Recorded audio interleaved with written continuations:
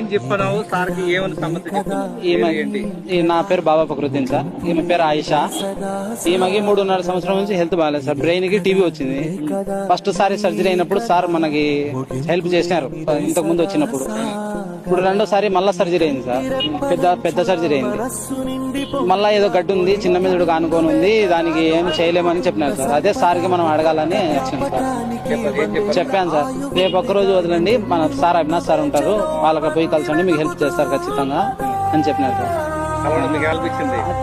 ఆయనతో కలవడం ఇంకేం మనకేముంది సార్, ఇంకా సంతోషంగా, దానికి మించిన సంతోషం లేదు. ఆయన హెల్ప్ చేయకపోయి ఆయనకి కలిసి చాలు. మనం చేశారు సార్ 3 లక్షలు అప్పుడు కూడా హెల్ప్ చేశారు. ఫస్ట్ సర్జరీకి అసిస్టెంట్ వేసినారు ఇటు నుంచి లోపల. మళ్ళీ ఇటు నుంచి పెద్ద సర్జరీ ఒకటి అయింది. ఇప్పుడు మళ్ళా చేయాలంటున్నాను సార్. చేస్తామన్నారు సార్, హెల్ప్ చేస్తామన్నారు. రేపు ఒక రోజు ఉండండి, మన్నాడు అవినాష్ సార్ గారికి పోతే హెల్ప్ చేస్తాం.